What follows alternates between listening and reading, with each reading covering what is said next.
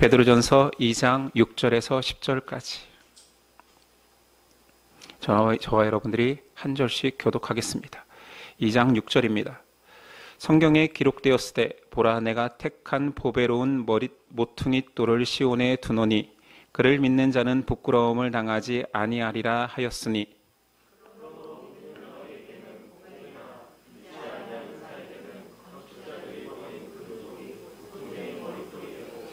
또한 부딪히는 돌과 걸려 넘어지게 하는 바위가 되었다 하였느니라. 그들이 말씀을 순종하지 아니함으로 넘어지나니 이는 그들을 이렇게 정하신 것이라.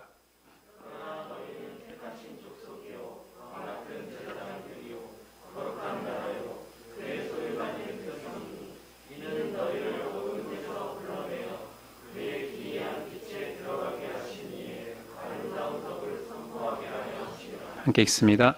너희가 전에는 백성이 아니더니 이제는 하나님의 백성이요 전에는 긍휼을 얻지 못하였더니 이제는 긍휼을 얻은 자니라. 아멘. 오늘 말씀의 제목은 산돌로 지어질 신령한 집. 산돌로 지어질 신령한 집이라는 제목으로 나누겠습니다. 성경에는 굉장히 독특한 표현 하나가 있으니 예수 그리스도를 산돌, 리빙스톤, 살아있는 돌로 표현한다는 것입니다. 예수님은 건축자들의 버려진 돌처럼 배척당했으나 하나님께서 다시 그리스도를 선택하여서 거룩한 산돌로 부활케 하셨습니다. 그리고 그 놀라운 변화가 이제 성도들에게도 그리스도의 공로로 예수님처럼 산돌이 된다라는 거죠. 6절입니다. 성경에 기록되었을 때 보라 내가 택한 보배로운 모퉁이 돌을 시온에 두노니 그를 믿는 자는 부끄러움을 당하지 아니하리라 하였으니. 거룩한 자들을 왜 하필 돌로 표현했을까요? 헬라어 돌, 리도스라는 단어는 그냥 작은 죄악돌이 아니라 그 당시에 굴과 같은 무덤을 가리던 큰 바위를 표현합니다. 그러니까 이스라엘 사람들에게 그 리도스라는 돌을 말할 때마다 무덤에 막고 있는 바위 죽음을 상징합니다. 예수님 부활을 상징하는 표현이 무덤의 돌이 옮겨졌다입니다. 죽음을 상징하는 그 돌이 부활을 상징하는 돌로 바뀌었던 것이지요.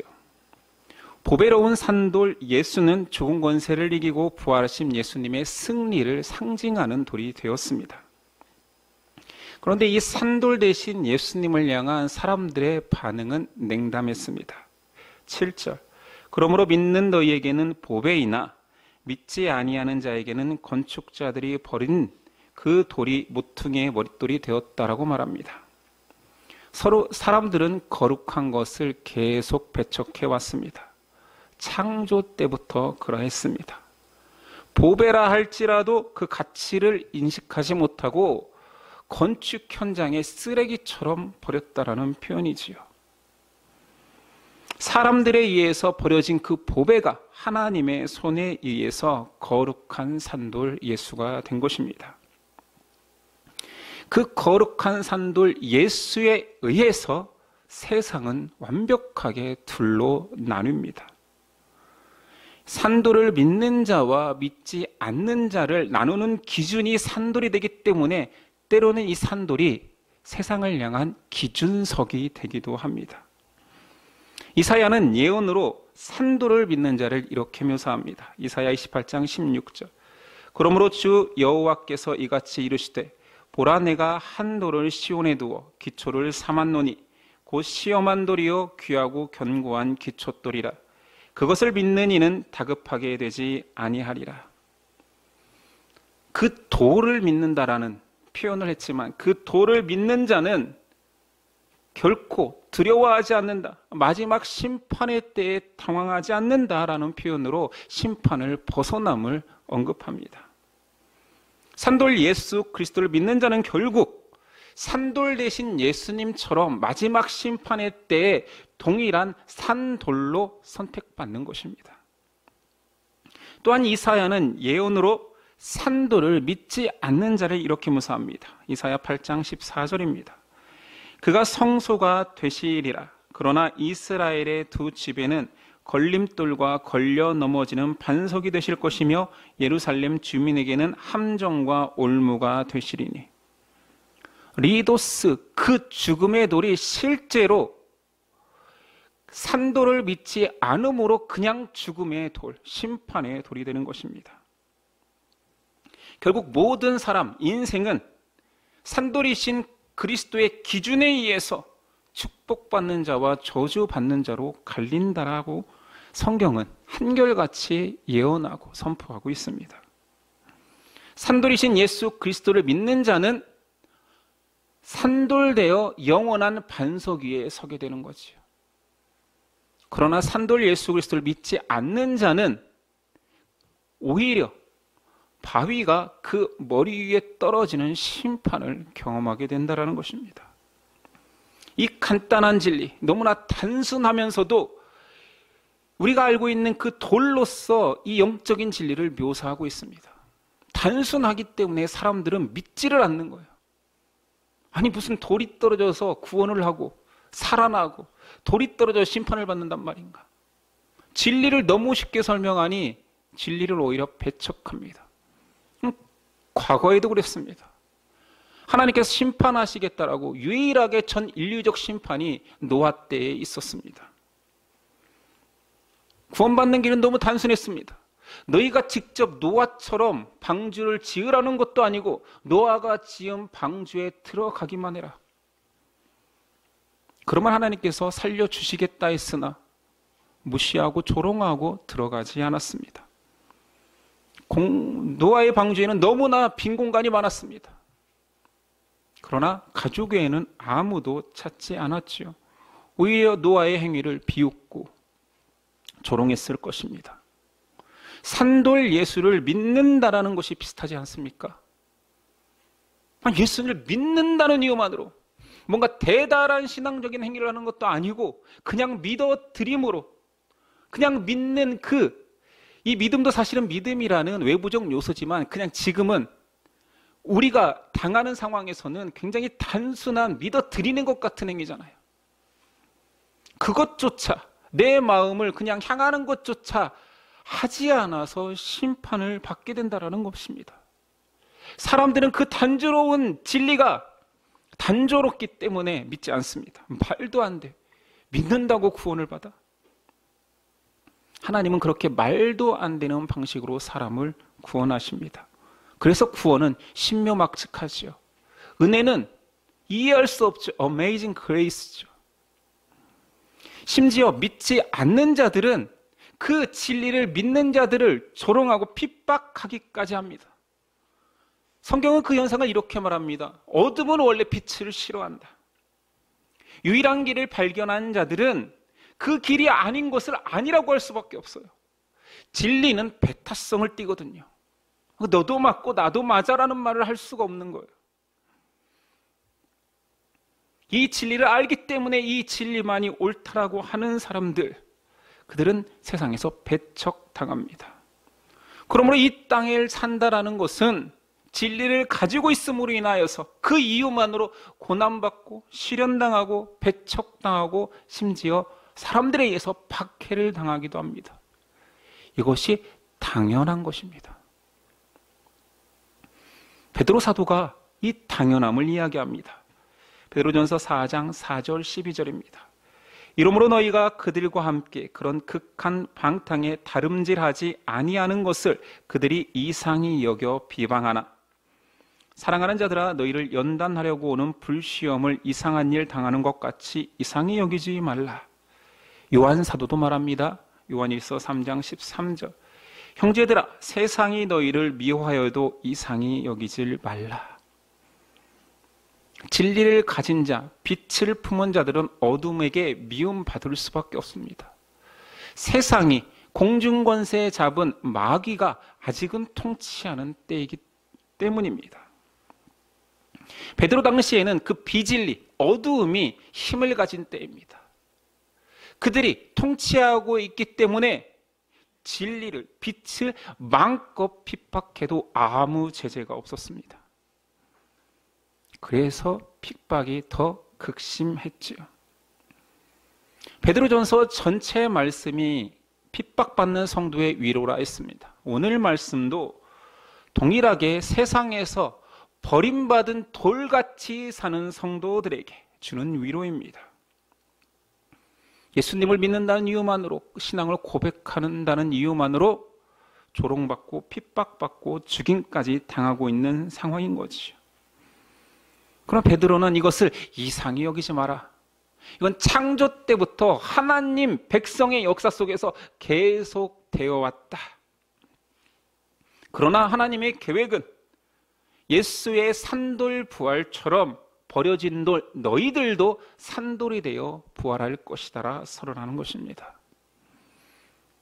베드로 입장에서 이 영적 진리를 돌로 설명하는 것은 더 의미가 있었을 것입니다. 왜냐하면 베드로의 이름은 원래 시몬이었습니다. 바요나 시몬. 바는 아들이란 뜻입니다. 요나의 아들 시몬이었습니다. 예수님이 그의 이름을 게바로 바꾸셨죠. 아람어로 반석이란 뜻이요, 헬라어로는 베드로란 말입니다. 자신의 이름이 돌이 된 거예요. 물론 산돌의 의미겠지요. 너는 이제 시몬이라 하지 않고 너를 반석이라 할 것이다. 내가 산돌 된 것처럼 너도 산돌 되리라. 너의 반석 위에 교회가 세워질 것이다. 그런 중의적인 의미까지 다 포함하는 이름이었습니다. 산돌 예수 그리스도는 그 돌의, 산돌의 의미를 자신에게만 적용하지 않고 자신을 믿는 사람들에게도 그 산돌됨을 적용시키신 것입니다. 죄악된 세상 속에서 살아가는 모든 성도들, 아니 모든 사람들을 포함해 사람들은 전부 다 버려진 돌입니다. 창조주의 구원에서 벗어나면 다 버려진 돌 아닙니까? 아무리 가치 있다라고, 나는 아무리 뛰어난 일을 했다 하더라도 창조주에서 눈에 시야에서 벗어났다라면 쓰레기가 맞습니다. 아무 의미가 없습니다. 존재의 가치가 없지요. 그런 쓰레기, 버려진 돌을 하나님께서 그리스도를 통하여서 산돌되는 길을 제시하신 것입니다. 예수의 산돌됨이 성도의 산돌됨으로 역사한 것이요. 이게 첫 번째 산돌의 의미입니다. 두 번째 산돌의 의미를 오늘 본문이 이야기하고 있습니다. 베드로전서 2장 5절에는 너희도 산돌같이 신령한 집으로 세워지고, 돌은 건축 재료입니다. 그 의미를 가져와서 너희가 산돌 되어서 이제는 신령한 집으로 세워져 갈 것이다. 그 건축 재료가 될 것이다. 최초의 산돌 대신 그리스도는 그 신령한 집의 모퉁이의 머릿돌이 될 것이고 너희는 그 모든 신령한 집의 지체가 될 것이다 선언합니다. 그러니까 예수님이 산돌 되신 이유는 두 가지 의미가 있는 거지요. 부활에 참여케 하는 성도가 살아나게 하는 것과 또한 거룩한 집의 재료로서 산돌을 쓰시겠다라는 것입니다. 이 땅에서 성도가 산돌로 살아간다라는 그 목적과 의미를 성경은 이렇게 말합니다. 9절입니다. 그러나 너희는 택하신 족속이요 왕같은 제사장들이요 거룩한 나라요 그의 소유가 된 백성이니 이는 너희를 어두운 데서 불러내어 그의 기이한 빛에 들어가게 하시니에 아름다운 덕을 선포하게 하려 하심이라. 첫 번째 의미죠. 존귀한 자 만들어서 하나님의 덕을 마음껏 찬양하게 한다라는 거고, 10절에 보니 너희가 전에는 백성이 아니더니 이제는 하나님의 백성이요 전에는 긍휼을 얻지 못하였더니 이제는 긍휼을 얻은 자니라. 하나님의 사랑과 은혜를 입은 자로 살 수 있게 하기 위해서 산돌로 만드셨습니다. 그렇게 산돌로 만들어진 우리, 하나님의 것이 된 우리가 이제 거룩한 집이라는 방식으로, 하나됨의 방식으로 세워져 가는 것입니다. 10절에 하나님의 백성이, 백성이라는 헬라어 라오스는 이스라엘 백성, 집단을 말하기도 하지만 성경의 많은 부분은 교회를 묘사하는 단어로 쓰였습니다. 고린도전서 3장 90절. 우리는 하나님의 동역자들이요 너희는 하나님의 밭이요 하나님의 집이니라. 내게 주신 하나님의 은혜를 따라 내게 지혜로운 건축자와 같이 터를 닦아두매 다른 이가 그 위에 세우나 그러나 각각 어떻게 그 위에 세울까 조심할지니라. 우리는 하나님의 백성은 하나님의 공동체의 교회를 설명합니다. 고린도후서 6장 16절. 우리는 살아계신 하나님의 성전이라 이와 같이 하나님께서 이르시되 내가 그들 가운데에 거하며 두루 행하며 나는 그들의 하나님이 되고 그들은 나의 백성이 되리라. 성전과 백성을 동의어로 사용합니다. 에베소 2장 20절 이하입니다. 너희는 사도들과 선지자들의 터 위에 세우심을 입은 자라. 그리스도 예수께서 친히 모퉁이 돌이 되셨느니라. 그의 안에서 건물마다 서로 연결하여 주 안에서 성전이 되어가고 너희도 성령 안에서 하나님이 거하실 처소가 되기 위하여 그리스도 예수 안에서 함께 지어져 가느니라. 히브리서 3장 6절. 그리스도는 하나님의 집을 맡은 아들로서 그와 같이 하였으니 우리가 소망과 확신과 자랑을 끝까지 굳게 잡고 있으면 우리는 그의 집이라. 산돌로 거룩한 집으로 만들어져 가는 것은 하나님의 백성됨의 본질인 것이요. 두 가지 의미가 있다 했습니다. 그리스도의 산돌됨이 나의 산돌됨, 나의 부활을 의미하기도 하지만 부활은 마지막 때에 완성되는 일이잖아요. 우리가 이 땅에 살아가는 이유라고 하기에는 너무 멀리 나중에 완성될 일인데 현재를 살아가는 우리에게는 산돌이 귀한 하나님의 신령한 집의 건축 재료로서 하나님의 백성은 하나님의 교회로 만들어져 가는 재료라는 것입니다. 그러니까 한 명 한 명 여러분 그 산돌들이 하나님의 공동체의 거룩한 집의 재료로서 완성되어 간다라는 것이요. 질문을 하나 하겠습니다. 여러분 다 가족이 있지요. 가족으로 살아가고 있지요. 가족이 서로 아끼고 사랑하는 이유는 무엇일까요? 피가 섞였기 때문에. 그게 정말 중요한 이유라면 수혈받으면 사랑해야죠. 피가 모자란 자에게 수혈을 해주면 그 사람이 나하고 피가 섞였기 때문에 사랑해야 되는 거 아닙니까? 피 때문에 가족이 사랑하는 것은 아닐 것입니다. 가족들이 서로 사랑하는 것은 많은 것을 공유했기 때문에, 많은 사랑을 애썼기 때문에 사랑이 커진 것입니다. 사랑하기 위해서 희생하고 노력하고 대가 지불하고 양보하고 배려하였기 때문에 사랑이 커져간 것입니다. 공동체가, 교회 공동체가 이렇게 가족됨과 비슷합니다. 교회가 사랑이 있다 할 때 처음부터 교회 구성원들이 사랑이 많은 사람들이 이곳에 있습니까? 아니죠. 오히려 평범할 것입니다. 그러나 그 평범한 사람들에게 그리스도의 은혜, 너무나 큰 하나님의 사랑이 임했습니다. 그래서 그 사랑에 힘입어 사랑을 누력하는 거지요. 그리스도의 사랑 때문에, 내가 받은 사랑 때문에 나는 사랑 못하는 자이지만 사랑해보려 애쓰다 보니 사랑하는 교회가 되는 것입니다. 교회도 가족도 사랑이 커지고 성숙해지는 방식이 비슷합니다. 가족들이라고 안 싸우는 게 아닙니다. 가족들이라고 갈등 안 하는 게 아니지요. 그러나 가족들은 같이 살아야 하기 때문에 양보하고 용서하고 살아갑니다. 가족들 중에 못난 자 없습니까? 그러나 배척합니까? 못날 수 있지만 참아주는 것이죠. 배려하는 것이지요. 끝까지 기다려주는 거지요. 그러다 보니 그 못남이 사랑으로 덮여 귀함으로 사랑하는 자로 바뀌는 것 아닙니까? 가족으로 설명하면 요즘 세상의 가정을 떠올리면 그렇게 와닿지 않을 수도 있습니다. 왜냐하면 너무나 쉽게 또 깨어지거든요. 사랑하는 가정이 아니라 무슨 목적에 의해서 만나고 필요에 의해서 만나고 시기에 의해서 만났다가 다시 또 다른 목적에 의해서 깨어지기도 하는 것 같습니다. 부부가 사랑하러 만났지만 깨어지기도 합니다. 부모와 자녀 간의 관계가 깨어지기도 합니다. 가정에서도 깨어질진데 교회에서도 서로 깨어질 수도 있습니다. 멤버들의 연약함, 멤버들의 사랑의 약함, 배려하지 못함이 깨어지게 하는 요소가 되기도 하지요. 가족들도 집 나가는데 성도들도 교회 나갈 수 있습니다.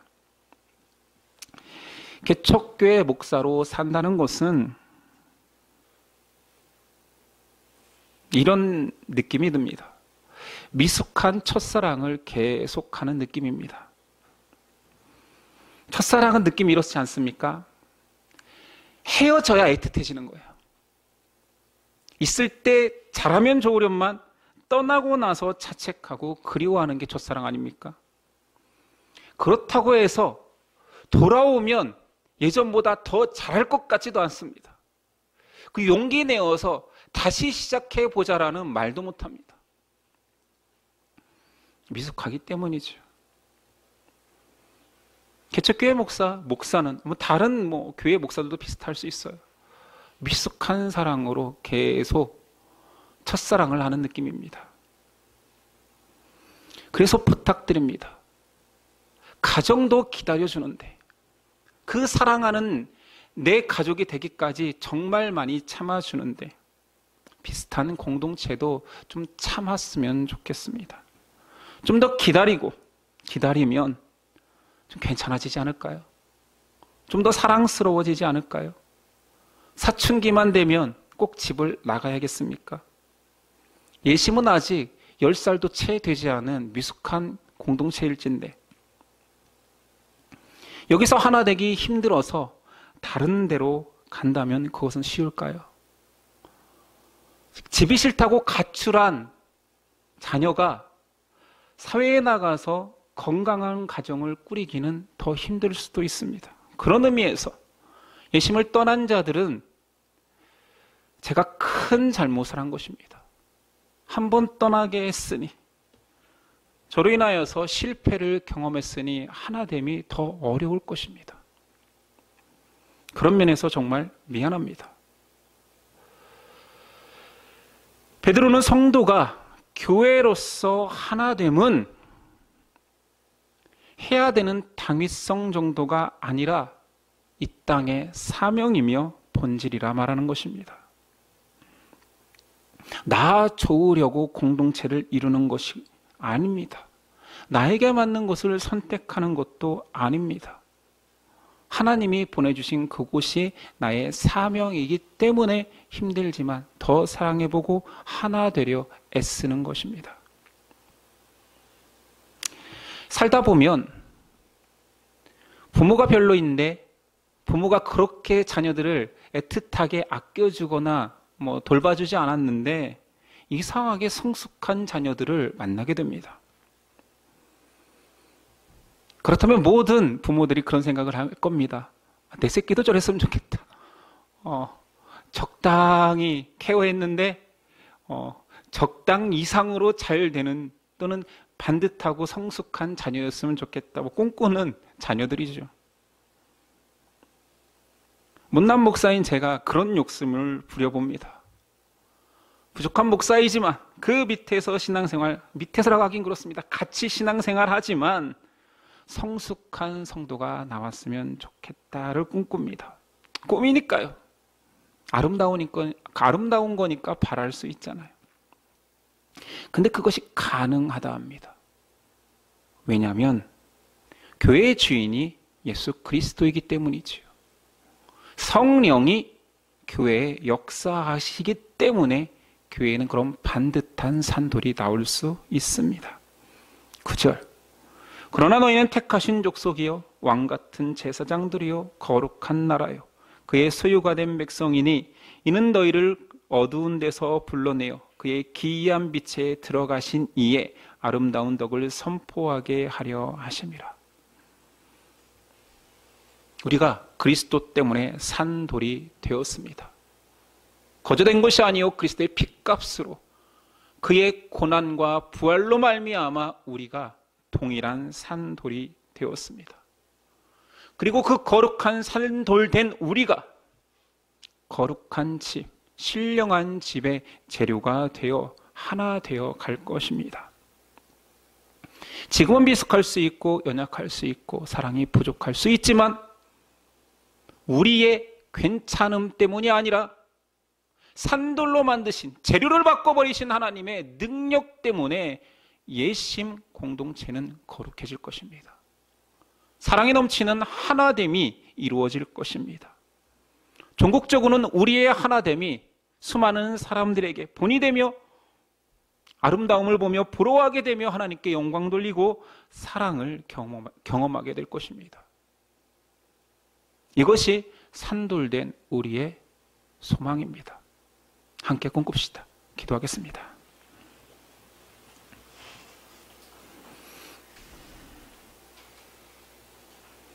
주님, 우리의 약함을 아시지요. 산돌되었지만 여전히 버려진 돌처럼 관심 없이 살아가고 세상에 휩쓸려 살아가고 세상에 밀려 살아가고 있지는 않습니까? 다시 한번 우리의 정체성을 바로 세우기 위하여서 하나님을 붙들길 원합니다.